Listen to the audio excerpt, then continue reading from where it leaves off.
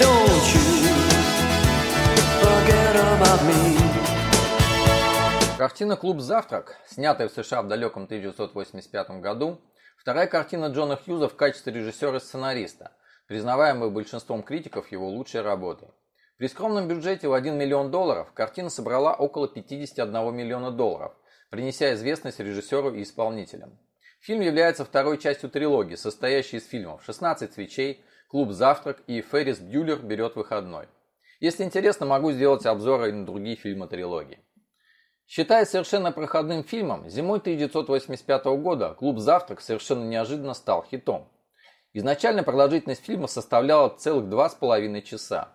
По настоянию студии продолжительность картины была сокращена до 93 минут, а все негативы с удаленными сценами были уничтожены. По словам Джона Хьюза, только у него есть оригинальная версия фильма. То есть мы потеряли почти час фильма, и меня часто мучает любопытство, а что же там было, а вас? Возраст всех, кто участвовал в фильме на момент съемок картины, составил от 16 до 24 лет. Самым старшим в команде школьником был Джад Нельсон. По сюжету фильма 5 школьников в наказание за проступки вынуждены приехать в школу в выходной день и написать сочинение на тему «Кем вы себя представляете?», объемом не менее 1000 слов, на которые у них есть целых 9 часов. Каждый из 5 подростков является представителем одной из типичных школьных групп: принцесса Клэр, спортсмен Эндрю, умник Брайан, бандит Джон и чудачка Эллисон. Являясь не такой, как все, Эллисон не говорит до 33 минут фильма, то есть практически всю первую половину. Но все эти клише вскоре рушатся, и после нескольких часов вынужденного общения наших героев уже нельзя однозначно сказать, кто есть кто. Изначально находясь в разных социальных школьных группах, в обычных обстоятельствах персонажи не общаются. После проведенного вместе дня споров и откровений подростки сближаются друг с другом. Когда герои получают задание, очень интересно следить за реакцией каждого из них. Она индивидуальна и иногда весьма необычна. Эллисон начинает грызть ногти так, что все 4 обращают на нее внимание, а Джон даже удостаивает ее репликой «Я тебя запомнил». Брайан размышляет на тему сочинения, упражняясь с ручкой.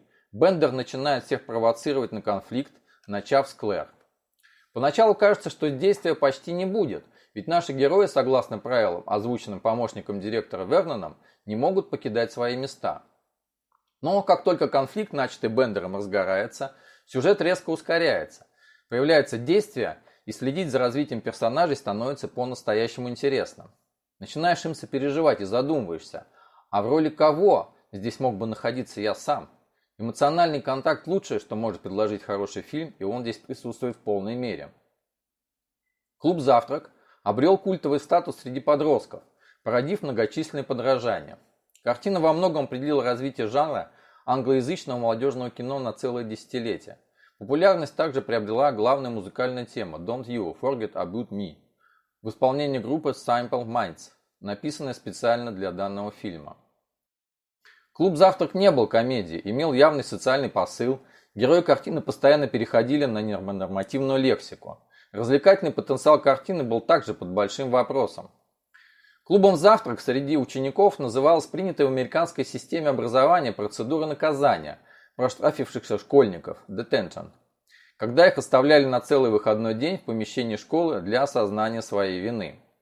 Возможно, это название возникло по мотивам одноименной радиопередачи, весьма популярной в США в 1930-60-х годах. Сценарий картины частично создавался на основе школьных воспоминаний режиссера. Перед съемками режиссер выделил исполнителям 3 недели на подготовку. Такой подход случался в 80-х годах, хотя по современным стандартам Голливуда считается непозволительной тратой времени. Подготовка шла в театральном режиме. Актеры собирались в кружок, вычитывали диалоги и обсуждали свои реплики. По словам Джона Хьюза, актеры, сыгравшие главные роли, несколько раз прорепетировали весь фильм словно пьесу для театра. После того, как картина стала хитом, Джон Хьюз специально переписал сценарий таким образом, чтобы его могли поставить в качестве пьесы в школьных театрах. Предупреждая актерам о том, что картина не обычная проходная молодежная комедия, режиссер говорил: «Вам нечего стыдиться, даже если картина провалится в прокате. Мы с вами сделали моментальный снимок жизни». Примечательно, что сценарий фильма Джон Хьюз написал в течение 2 дней, 4 и 5 июля 1982 года. Съемки сцен фильма прошли в той последовательности, как они происходят по сюжету. Такое редко случается в кинопроизводстве, но особенности сценария и полная доступность всех актеров на все время съемок позволили это организовать. Последовательная съемка благотворно сказалась на возможности лучше раскрыть роли, поскольку актеры сохраняли ощущение происходившего в предыдущем эпизоде. Хьюз не относился к сценарию как к догме, в ходе съемок он был значительно переписан.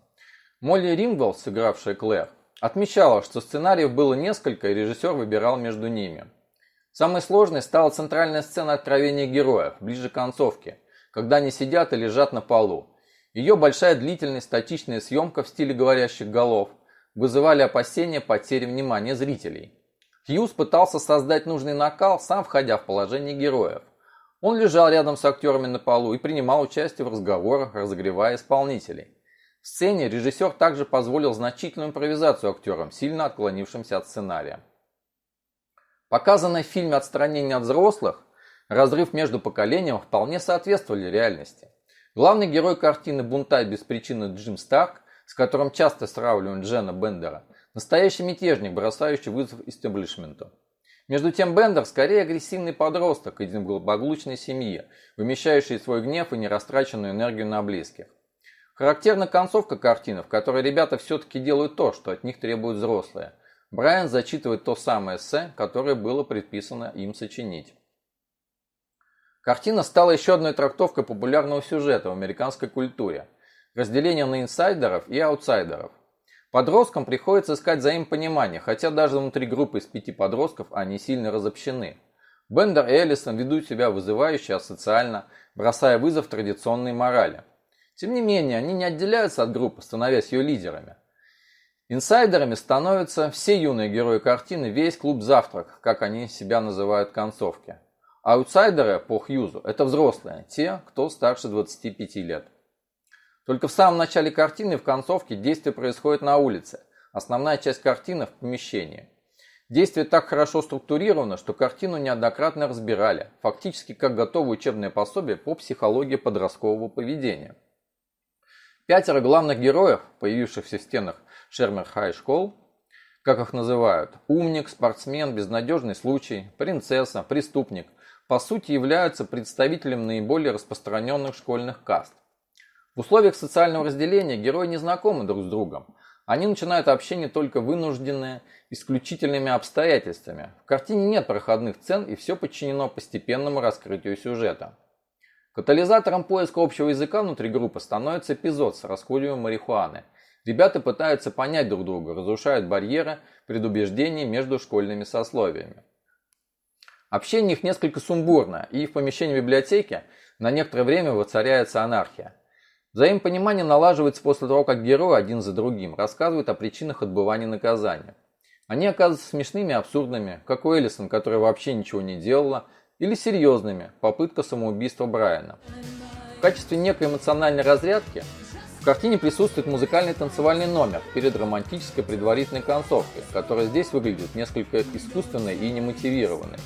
Сцена же с преображением Эллисона с гадкого утенка в королеву бала является самой критикуемой в фильме.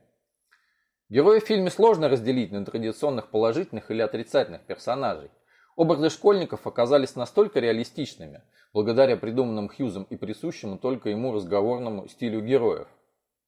Благодаря современному, но не совсем молодежному сленгу, мы обязаны тем, что шутки не оказались привязаны к сиюминутным реалиям дня и до сих пор актуальны и понятны. Финал картины можно назвать открытым. Непростой путь к идентичности, поиск молодыми людьми самих себя оставляет много вопросов. Примут ли новых друзей героев в их уже сложившиеся школьные отношения? Бендер принимает в подарок сережку Клэр, что становится символом социального примирения и того, что отныне он становится частью коллектива. Фильм представляет собой иллюстрацию типичной реакции при столкновении разных социальных групп и часто использовался в качестве основы для учебных заданий. Студентам предлагалось, в частности, разобрать ситуацию в рамках вселенной фильма, придумать 6-го персонажа, его группу, внешность, модель поведения и затем вести его сюжет. Картина стала предметом многочисленных исследований в социальной и культурной сфере. Так, опрос нескольких контрольных групп американских старшеклассников, проведенный в 2001 году учеными Университета Аризоны, показал четкую самоидентификацию подросткам по групповым социальным шаблонам, описанным в фильме. 28% старшеклассников отнесли себя к спортсмену, 40% к принцессе, 12% к умнику, 11% к психу и 9% к преступнику.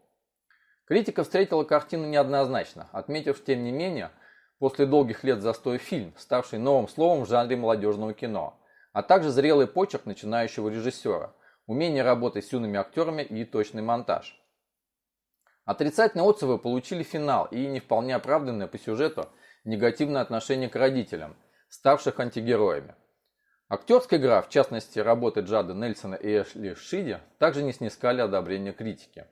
В 2015 году создатели отметили 30-летие со дня выхода картины на экраны, в рамках которого прошел повторный прокат. Восстановленная версия картины шла в прокате примерно в 400 кинотеатрах США. Воскресное наказание 5 школьников закончено. Ребята покидают школу и расходятся. Словами эссе, отвечающего на вопрос, кем вы себя представляете, которое за всех написал Брайан, я хочу закончить свой обзор ленты. Уважаемый мистер Вернон, мы признаем, что должны пожертвовать целой субботой за совершенный нами проступок. Да, мы виноваты, но заставлять нас писать сочинения о самих себе – это просто безумие. Какое вам дело, кто мы? Вы видите нас так, как вам хочется. Короче говоря, очень упрощенно. Но мы обнаружили, что каждый из нас умник, атлет, психопат, принцесса и преступник. Это ответ на ваш вопрос. Искренне ваши, клуб «Завтрак».